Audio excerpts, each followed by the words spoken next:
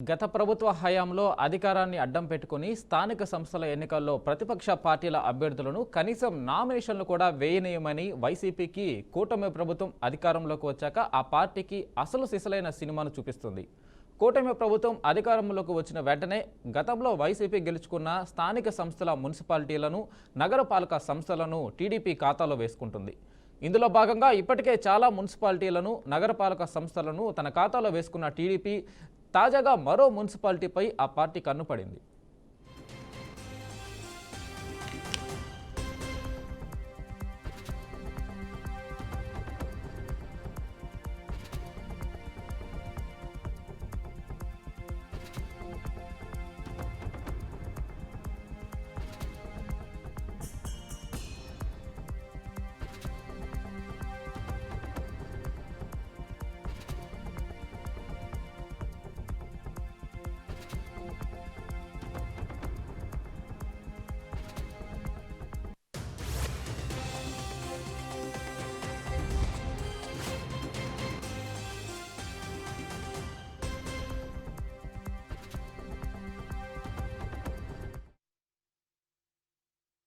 కనీసం పోటీ చేయని పరిస్థితి నుండి ప్రస్తుతం అన్ని స్థానిక సంస్థలను ఒక్కొక్కటిగా తన ఖాతాలో వేసుకుంటుంది. ఇప్పటి వరకు చాలా మున్సిపాలిటీల్లో వైసీపీని దించి టీడీపీ జెండాను ఎగరవేశారు. ఇప్పుడు శ్రీ సత్యసాయి జిల్లా కదిరి మున్సిపాలిటీని చేజిక్కించుకునేందుకు టీడీపీ వ్యూహాలు రచిస్తుంది. దీంతో 13 మంది కౌన్సిలర్లు వైసీపీ నుంచి టీడీపీ గూటికి చేరారు. దీంతో కదిరి మున్సిపాలిటీలో టీడీపీ సంఖ్యాబలం భారీగా పెరిగింది. తెలుగుదేశం పార్టీకి మద్దతుగా మొత్తం 25 మంది కౌన్సిలర్లు నిలిచారు. ఈ నేపథ్యంలో వైసీపీ చైర్మన్, వైస్ కౌన్సిలర్లపై అవిశ్వాస తీర్మానం ప్రవేశపెడుతున్నట్లు నోటీసు ఇచ్చారు.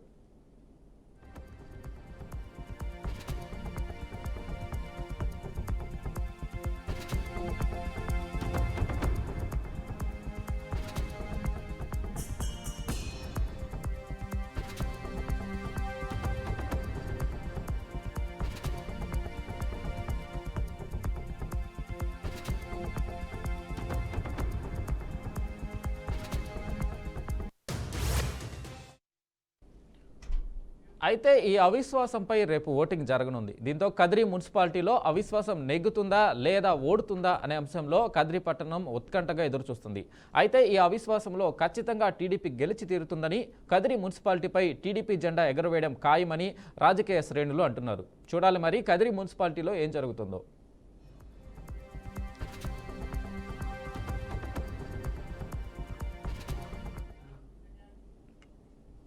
ఇక దీనిపై మరింత సమాచారం మా ప్రతినిధి ప్రకాష్ అందిస్తారు. ప్రకాష్, చెప్పండి, కదిరి మున్సిపాలిటీకి సంబంధించి టీడీపీ ఎలాంటి చర్యలు తీసుకుంటుంది? Shankar, good evening. మనం చూసుకున్నట్టయితే కదిరి మున్సిపాలిటీ చైర్మన్ కుర్చీపై టీడీపీ కన్ను పడిందని మనం అయితే చెప్పుకోవచ్చు.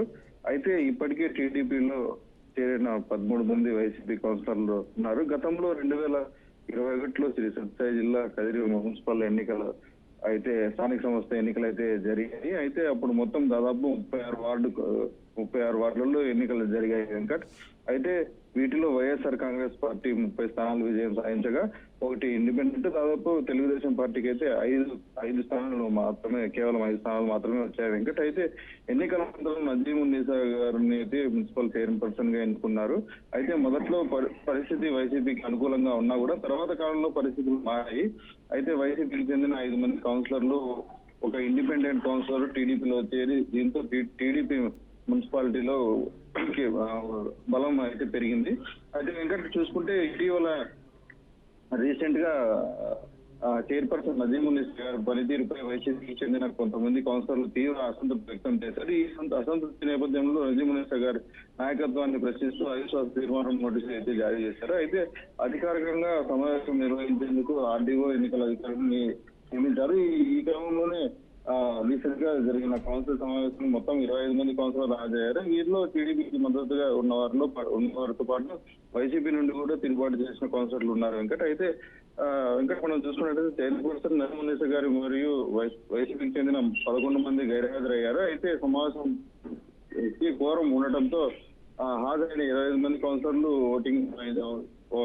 కౌన్సిలర్లతో ఓటింగ్ నిర్వహించడం జరిగింది. వీరంతా అవిశ్వాసానికి మద్దతుగా ఓటు వేశారు.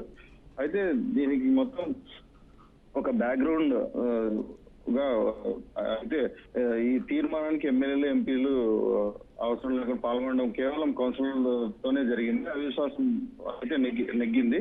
విశ్లేషకుల అభిప్రాయం చూసుకుంటే బ్యాక్గ్రౌండ్ వ్యవహారం అయితే మొత్తం కదిరి ఎమ్మెల్యే గారు కందికుంట వెంకటప్రసాద్ గారి వ్యూహమే ఉందంటూ చెప్తున్న పరిస్థితి కనపడుతుంది. వెంకట్ అయినా ఆయన మొత్తం ఇంటి నుంచే ఈ వ్యవహారాన్ని అంతా చక్కదిద్దినట్టు మనకైతే సమాచారం ఉంది. ఈ నేపథ్యంలో మనం చూసుకున్నట్టయితే వెంకట్ కదిరి మున్సిపల్ కార్యాలయం వద్ద ఆ క్రమంలో ఏదైతే ఉధృతత నెలకొందనే భావంతో పోలీసుల బందోబస్తు కూడా భారీగా అయితే ఏర్పాటు చేసిన పరిస్థితి కూడా మనకి తెలిసిన విషయం.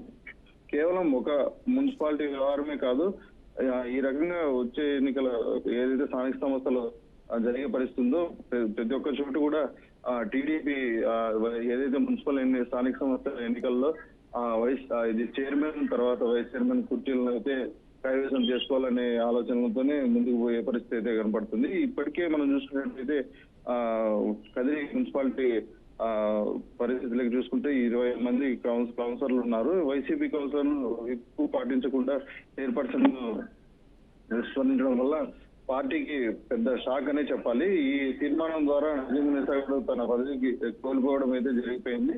అలాగే వైస్ చైర్మన్ రాజశేఖర రెడ్డి, గంగాదేవి గారు కూడా పదవులు కోల్పోవడం జరిగింది. దగ్గరలో రేపటి జరగబోయే స్థానిక సంస్థ ఎన్నికల్లో టీడీపీనే చైర్మన్ కుర్చీని అయితే కైవసం చేసుకునే పరిస్థితి అయితే కనబడుతోంది. ఇంకా రైట్ ప్రకాష్, థ్యాంక్ యూ.